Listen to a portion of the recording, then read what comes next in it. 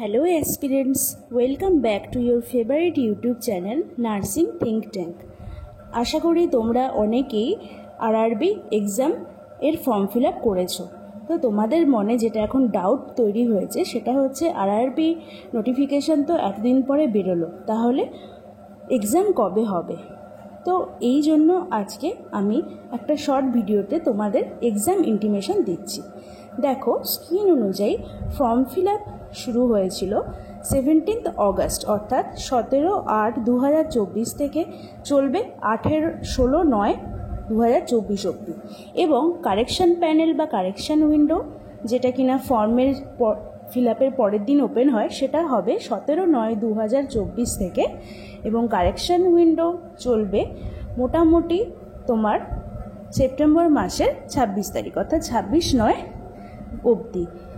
Form fill up আর correction window হয়ে গেলে total যে কাজগুলোর জন্য আমাদের টাইম গ্যাপ থাকে সেটা হচ্ছে সিবিটি অ্যারেঞ্জমেন্ট, অর্থাৎ সিবিটি বেসড কোশ্চেন কীভাবে অ্যারেঞ্জ করা হবে, এক্সাম সেন্টার অর্থাৎ কোথায় কোথায় এক্সাম সেন্টার ফেলা হবে তার নোটিশ ওই এক্সাম সেন্টারে পাঠানো।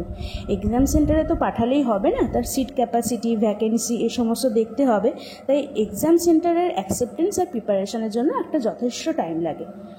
এক্সাম সেন্টার সিলেকশন আর তার প্রিপারেশনের পরে যেটা মেন টাইমকে কনজিউমিং ব্যাপার সেটা হলো admit card release, admit card generation এবং ওটা ডিস্ট্রিবিউশনের মধ্যে একটা যথেষ্ট টাইম গ্যাপ থাকে, এবং এই ডিস্ট্রিবিউশনের সময় যাতে প্রসেসিংটা স্মুথলি হয় সেই জন্য মাছ টাইম নিয়ে অ্যাডমিট কার্ড জেনারেশন এবং প্রসেসিং করা হয়। অ্যাডমিট কার্ডে তোমার রোল নাম্বার, নাম, ডেট অফ বার্থ এবং এক্সাম সেন্টার হাইলি স্কসাসভাবে দেওয়া হয়। তাহলে আমরা এক্সপেক্ট করতে পারছি যে 26/9/2024 অর্থাৎ কারেকশন উইন্ডো লাস্ট যেদিন ক্লোজ হলো তবে থেকে অনওয়ার্ডস এতগুলো কাজ করতে 30 থেকে 45 দিন তো লাগবেই।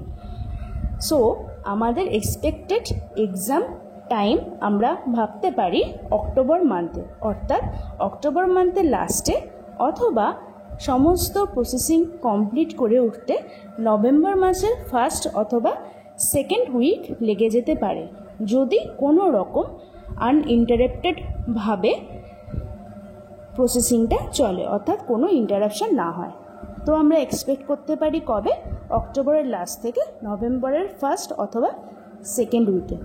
So keep studying, bye bye.